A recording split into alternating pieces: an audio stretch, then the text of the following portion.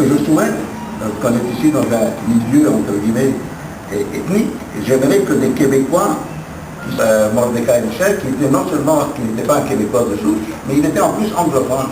Mais il osait traverser cette frontière linguistique et soulever des questions, même si cela soulevait des débats. Alors je souhaite, vous parliez tout à l'heure d'interculturalité, je souhaite que les Maghrébins qui sont francophones s'intéressent aussi également à la littérature québécoise, mais la questionnent, soulèvent des questions afin de changer la société. Exactement. Parce que si la société ne bouge pas, il faut que des gens qui voient les choses différemment puissent la faire bouger. Mais justement, il y a une question, parce qu'il y a aussi la question du sentiment d'appartenance. Et dans le sentiment d'appartenance, il y a la possibilité de se juger et de se dire, est-ce qu'on est à l'intérieur de cette littérature québécoise ou bien on est dans une littérature de périphérie? Oui, mais vous permettez, mais c'est parce que... Je vais juste ajouter ce que Kamel Daoud a fait, parce qu'on a mentionné tout à l'heure son nom. Alors je trouve que Kamel Daoud, justement, qui est algérien, okay, donc il n'est pas français, il s'est intéressé à la littérature française et il est allé questionner un prix Nobel français. Il a non seulement questionné ce prix Nobel français en remettant en question l'anonymat de ce que représentait sa victime, la victime de Meursault, qu'il nomme comme étant arabe seulement, qui n'a pas de nom, etc. Mais on a été accueilli par la critique française. Il a été accueilli si admirablement bien par la critique française qu'il est partout dans les médias. On va même faire une pièce de théâtre de son livre. Par conséquent, il faut être en mesure de faire la même chose ici. C'est de cette façon-là que les choses vont changer. Exactement. C'est notre tendance, donc, peut-être de pouvoir faire bouger les choses dans la mesure. Et dernièrement, c'est que moi j'ajoute que mon prochain bouquin, justement, interroge l'identité québécoise. Ça va pas. C'était les anglophones d'abord et les Québécois étaient après.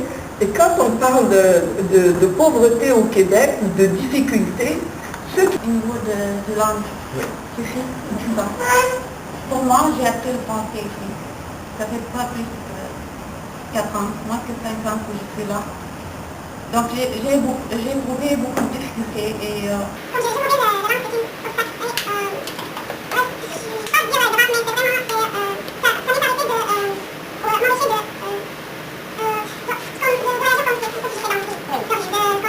d'être à l'aise avec tout le monde ici. Donc j'étais toujours encerclée dans ma communauté. J'apprécie beaucoup ma langue maternelle. J'ai étudié la langue arabe, la littérature arabe, j'écris de la poésie. Donc j'ai besoin d'un niveau de langue pour communiquer avec les autres comme on parle des auteurs québécois ou francophones. Donc, j'ai trouvé cet obstacle, il est assez important. بعبارة أخرى الانزلاق من هذا الانتماء العربي نجد أنفسنا سجناء ومرتبطين بهذا الانتماء الهوياتي العربي. الإشكال الذي يطرحه L'une des questions qui revient le plus souvent de la part des étudiants porte sur, disons, cette propension qu'ont eu certains pays arabes à porter au pouvoir des partis dits islamistes. Ça, c'est une question, à mon avis, qui est tout à fait fondamentale. Mais pourquoi comment se fait-il? Alors comment se fait-il que vous soyez assoiffé de démocratie et que vous portiez au pouvoir des partis, donc, des partis islamistes qui peuvent être peu ou prou tolérants, peu ou prou ouverts, mais l'essentiel est là, ce sont des partis islamistes. Donc, moi, j'ai tendance à le répondre, si vous permettez, en 2 mots. Je le réponds que c'est justement cette soif de démocratie, c'est parce que la rue arabe a pratiqué tous les partis politiques, a essayé toutes les combinaisons depuis les indépendances, c'est-à-dire depuis les années 1940, peut-être même la fin des années 20, les années 1930, dans le cas de l'Égypte, et puis après les années 40, les années 50, les années 60, Syrie, Maroc, Algérie, et ainsi de suite. Donc, c'est parce qu'on avait pratiquement essayé toutes les combinaisons politiques, les communistes, il y a eu des libéraux, il y a eu la gauche. Donc pratiquement, il y a eu de la gabegie, de la malversation, écoutez, donc il y a eu vraiment un désespoir, une désillusion profonde née de toutes ces expériences. Ce qui fait qu'il fallait absolument essayer autre chose. Donc c'était juste une expérimentation parce que tous les autres mouvements étaient discrédités. Donc voilà comment, disons, tel est le regard que je porte sur l'expérience du printemps. Un chef, par exemple, qui a écrit L'Ambre, mon amour, en parlant donc, de l'itinéraire d'un Libanais, et puis la liberté sexuelle et ça, je me dis que ça vaut la peine peut-être de dire qu'il y avait une minorité peut-être d'auteurs. Je ne sais pas ce que vous en pensez, Madame Vadim. Est-ce que vous pensez qu'il y a des auteurs qui ont commencé ça? Moi, je continue sur cette réflexion. Je suis assez âgée pour m'en souvenir. C'est vrai que les gens essayaient le socialisme, c'est pas un communisme, le socialisme, le capitalisme. Et je me souviens même qu'on disait Min Bandoum, Sarahna Dunya Bissout Gabbar. C'est les Égyptiens qui disaient ça. Là, ça a essayé les États-nations. Bandoum. Ah, donc la conférence de oui. C'est ça. Et ils essayaient des États-nations. Là, les Occidentaux leur sont rentrés dedans avec la crise de Suez. Et parce qu'ils se méfiaient des États-nations. Et quand l'ayatollah Khomeini est arrivé en Iran, je me souviens, la rue arabe, justement, tout le monde poussait un grand soupir de soulagement. Enfin, ni communiste, ni capitaliste, musulman.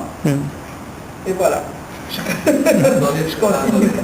La question de la recevabilité, je reviens vers vous, Monsieur Tebboune, la recevabilité des auteurs. Oui, vous voulez ajouter autre chose? Mon ami m'a rappelé de quelque chose de très intéressant. Oui.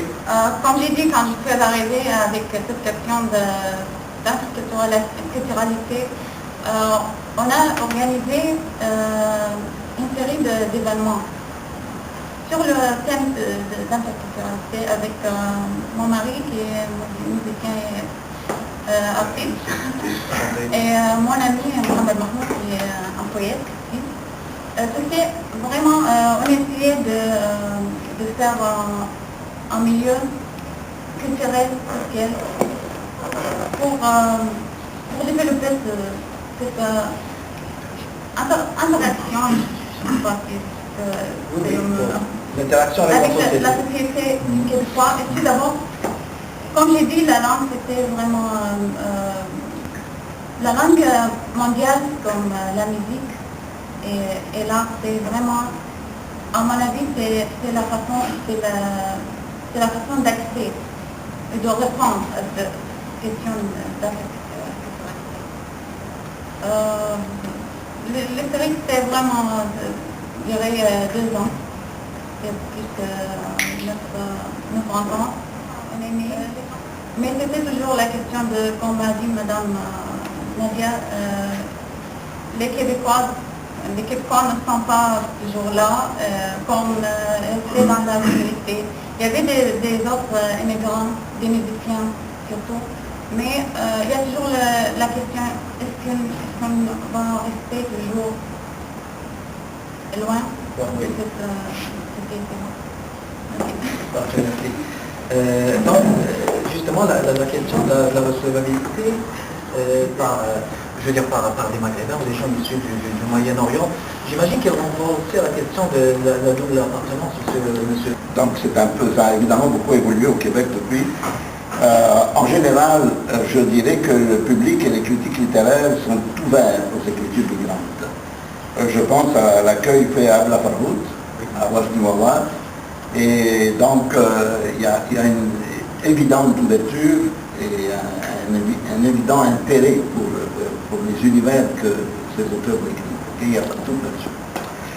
Je dirais par contre que lorsqu'on adresse des critiques aux Québécois, cela est beaucoup plus difficile à accepter, beaucoup plus difficile à recevoir de la part des Québécois. De plus, je dirais que quand... C'est une façon dont j'ai perçu les choses. Maintenant, le côté positif, quand j'ai vu Tahar Benjeloun, il y a longtemps, je l'ai rencontré à Paris, j'ai beaucoup étudié ce qu'il a écrit, j'ai vu quelque chose de nouveau dans la littérature française, c'est-à-dire une façon d'écrire qui ajoute une dimension sociale.